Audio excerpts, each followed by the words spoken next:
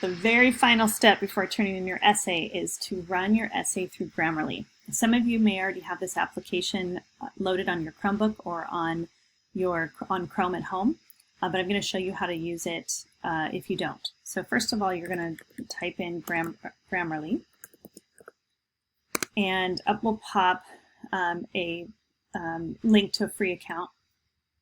Now I've already signed up for an account, so my account's going to come up right away. So I already have my account open. And you can see that I have some old Grammarly things that I've used for like letters of recommendation that I've done in the past. So what you're going to do is before you load up the new document, you're going to go to your document. You are going to copy just the body of the paragraph of the essay. And so you do that by clicking, if you're on a Mac, Command C. Otherwise, you're going to click Control C and copy it. And then you're going to go back to Grammarly. So on Grammarly, or in Grammarly, I'm going to click where it says New. And then it prompts you to press Command V in order to paste what you just copied. So I'm going to do Command V. And I'm going to close this. I don't need this goal setting right now for today. Okay, so what it shows is that I got an overall score. I'm going to close, it'll give you an option to do premium. Just go ahead and close that. So I got an overall score of about 83, which was pretty good. That means that I had a lot of, not very many changes to make. And you'll see that the things that need to be changed are going to be underlined in red. The things to make your writing more clear will be in blue. And then it gives you some ideas to engage your audience perhaps a little bit more, or to deliver it a little bit more for your audience. We're going to ignore the premium if you don't have premium, which I don't.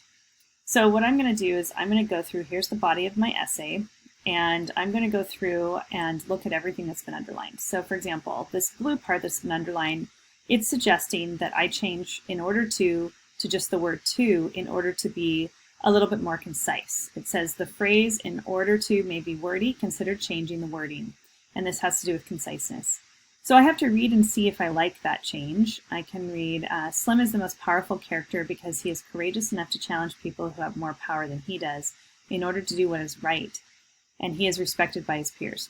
Now, I could also read it has more power than he does to do what is right. So I think that it works either way. In this case, I'm going to keep "in order to" because I like it better. Then I'm going to go to my next change, my next suggestion. And in this case, it's telling me to change the word "is" to "our," or to "are," A-R-E. Let's see if that makes sense. When Slim exhibits influence over Curly by expressing frustration at Curly's accusation and threatening Curly's reputation, reader begins to realize that standing up for one's beliefs and values is necessary to protect oneself and others.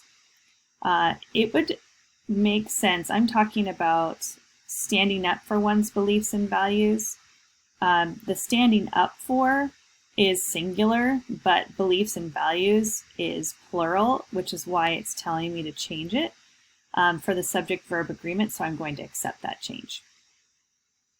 And you can see as you go through, there's a whole bunch of different ones. You just scroll down and you go one at a time. So the next time it tells me to change something is the word "in," the way Slim acts in this moment, but it does make more sense to say "at this moment," so I'm going to change it.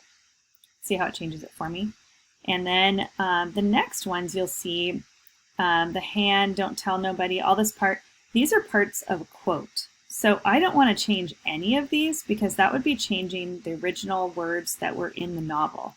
So for all of these, I actually want to just delete them because I don't want to change any of these. And so you can delete them if you want so that it doesn't come up again, or you can just simply ignore them. So then I have this other opportunity to change "in order to" make it more concise. Let's see how that sounds. Slim aggressively asserts his power over Curly to speak up for what is right. In this case, I think I am going to change it. So I'll change that to "to." Then I go down to this part, and they are suggesting to change "people who are most vulnerable" to "most vulnerable people." Let's see if that makes sense. The reader learns that respect, admiration, and loyalty can be earned by showing empathy to most vulnerable people. I don't like the way that they've said it. I don't need to make this more concise. I think it sounds better the way that I originally had it. Now you'll notice the next ones that are supposed to change are actually a part of a quotation. So I'm not going to change whitst or somebodied. So my next one to change would be here. And it gives me the opportunity to either say in the end or at the end when Slim, Carlson, and Curly. This is a transition that's actually in the end, and so in the end works fine, but I could change it to at the end if I wanted to. I'm going to keep it. The next part is hadda and hadda. These two I'm not going to change because they're part of inside a quote. And then it says Slim's strength in this moment. It's the same mistake I made before, so I'm going to change that to at. And in the very end, the option is to change own by taking it out. It says that it might be redundant. In other words, that I may not need it at all. So let me try to read it without. Slim's power in Steinbeck's Of Mice and Men comes from his ability to defend people who are less privileged than he is lucky to be, and also from an inner strength of his convictions. Yeah, I think that we can do without it, so I'm going to go ahead and delete it. So now that I have everything on here, I've corrected everything that needs to be corrected. Now I'm going to copy this one. Notice that this one's not indented and this is not but this is indented. So pay attention to that because sometimes it will take away your indentations and you don't want that in your final copy. You don't want that to be taken away. So just check your body paragraphs and make sure that they're all indented like they should be. And now I'm going to select the whole thing.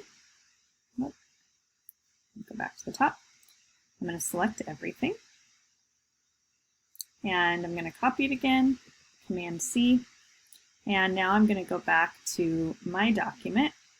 And I've already selected the whole body section.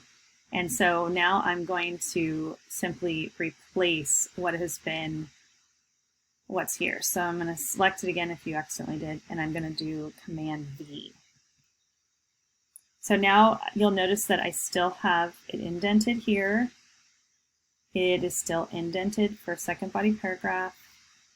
The first body paragraph is still indented, and the introduction is still indented. So that's good. Let's see if it actually changed part of what I said, what I was supposed to change, just to double check. So one of them was, I can't find it. It was the at. Anyway, just double check and make sure that it did change everything. Notice that this is underlined for me, and that's because I have Grammarly loaded, and so it's telling me to change it, but I want to dismiss that because that's something that I don't want to change. So basically, now that this final copy is ready to go, I've run it through Grammarly, and I've made the changes that I need to make. This final copy is what I will turn in to Canvas when I am ready to. And so in order to turn it into Canvas, it's going to look a tiny bit different than what you've been turning in so far because you're going to turn it into turnitin.com. And we've talked in class about what turnitin.com is all about. But just know that just when you turn this in, you're going to be actually on Canvas turning it in and running it through turnitin.com. And I'll be grading it on Canvas through turnitin.com. Anyway, good luck. I can't wait to see your final product after you've made all of these changes. Have a great day.